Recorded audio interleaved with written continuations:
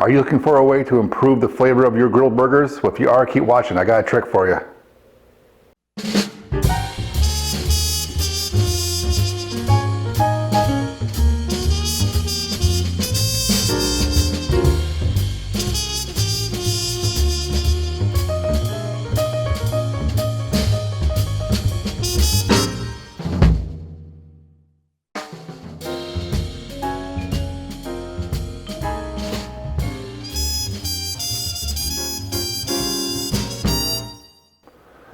Today I'm doing something that I've been doing more and more often recently, and I want to share with you, is to improve the taste of your burgers at home by actually grinding your own meat. For years and years and years I bought the store-bought ground beef, and it was sort of hit and miss depending on where you bought it, which day you bought it, even at the same store. The taste varied all the time, and I did some reading on this over the years and figured out that how they make ground beef in most stores is that they kind of mix cuts of meat from different scraps they have on hand, and every store does it differently, and even within the same store you don't even get like the same quality from batch to batch, and there's nothing more disappointing than making up some burgers at home, spend all the time to do it, to find out that the meat is mealy or greeny or just not flavorful whatsoever. It just sort of completely takes away from the enjoyment of making burgers at home. So what I'm doing today is going to show you what I've been doing more and more often, is making my own burger meat from some steaks, some chuck roast, and some sirloin basically here today. So if you want to see how to make your burgers better, keep watching. I'll show you how I do it.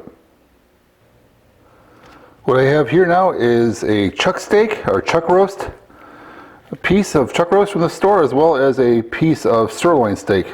So this is probably about 2.5 pounds in about a 1 pound steak here. So about a 2 to 3 to 1 ratio of chuck to sirloin steak. And I'm going to cut these up. I'm going to remove some of the more tougher pieces and some of the silver skin type pieces off of here. Some of the hard fat I'm going to shave off, even down this middle here. This really hard fat is not so good being ground, so I'll cut some of that out, and then I'm going to cube it up.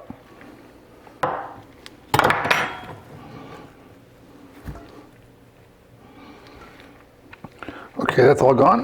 Now let's go ahead and bring the bowl into view. And I'm going to just mix it together now rather than later.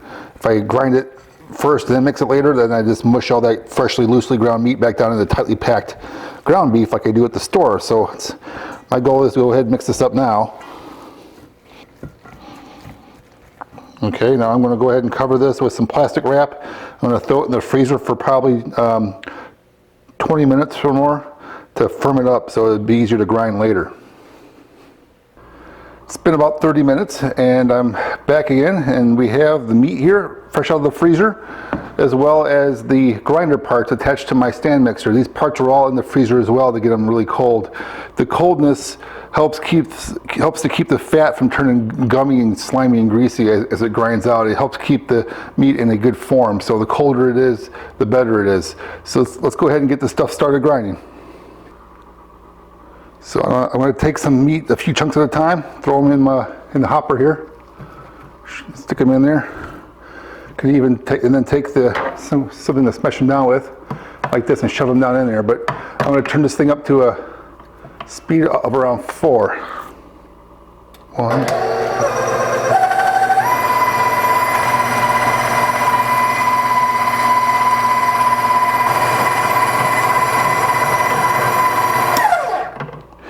And then every so often, I like to throw in just a little layer of salt. I do this now because if I were to mix the salt in later and churn it with my hand, I would be compressing the meat back into a tight pack again like you would get from a grocery store. So I'm trying to keep this meat loosely packed. So I would just layer in my spices and herbs as I go along here. I might even throw some garlic in or some black pepper at times, but for now I'm just doing salt.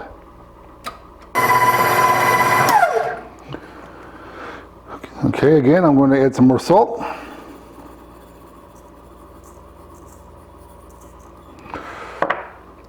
And continue.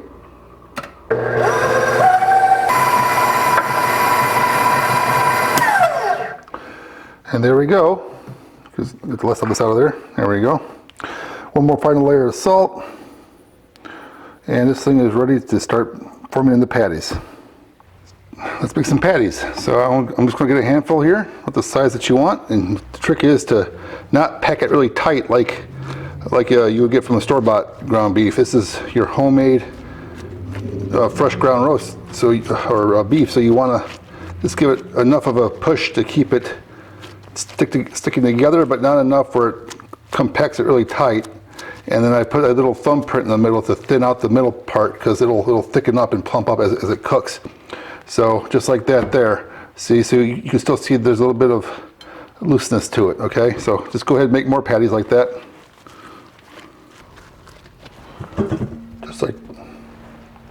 Just like that. There we go. 8 burger patties ready to go on the grill. For starters, I'm going to go ahead and saute down some onion. Put a little oil on here to get that going.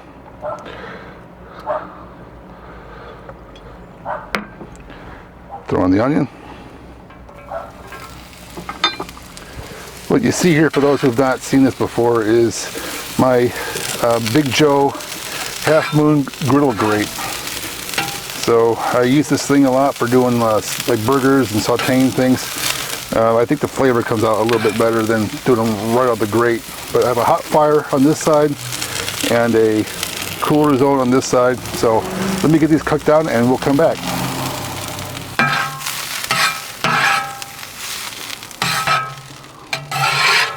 That looks good. Now it's time to throw on the burgers, guys. Here we go. Throw them on the hot side first. Get them browned up real good.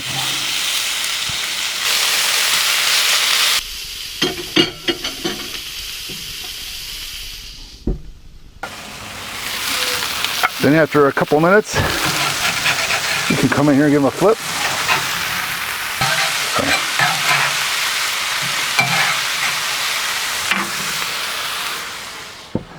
Okay, after a few more minutes, a few minutes later, here, just go ahead and give them a quick turn and check on their status there. That's pretty good.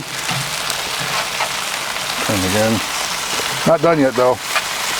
Probably a few more minutes at least.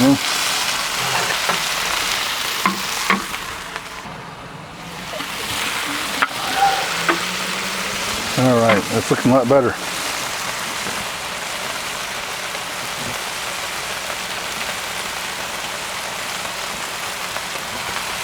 Not quite there yet, but hey, I'm gonna get them to about 155 degrees or so, or 160 maybe. I'm gonna put the cheese on them then, and it'll cook to us to about 165, and I'll pull them off.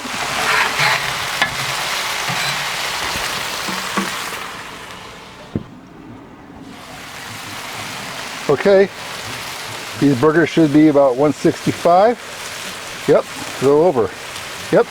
All right, let's go ahead and move these off to the indirect side and put some cheese on them.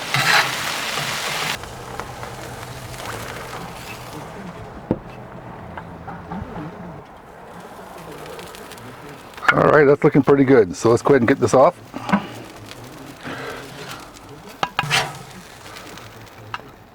And here we go. Let's put them on the buns.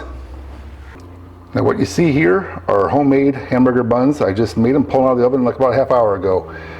I didn't see there any point to using store-bought buns with my freshly ground meat, and so therefore I made some freshly baked hamburger buns to go with them. I used a sourdough yeast starter that I keep for my regular bread recipes. I've done some some bread recipes online, as well as how to make a yeast starter for them as well. But I used that starter, and I borrowed some recipe I found online with some tweaks to account for the starter, and I made my own bread, and I put a little egg wash on them, get a nice dark color to them. I'm going to cut these in half and serve them with my burgers. Okay, I got the bun cut in half. Throw the burger on. Put some onions on there.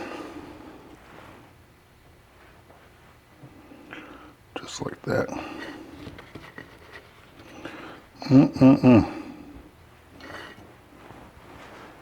And there we go, folks. Got a nice homemade burger, homemade bun. Also some homemade fries here as well. Some garlic parmesan and herb fries that I made with some fresh rosemary from my plant here. It's really good stuff. So I'm going to enjoy this meal, and I hope you like this video, and make sure you subscribe if you have not, and I will see you next time. Thanks for watching. Thanks for watching. Be sure to check out other videos on my YouTube channel and don't forget to subscribe.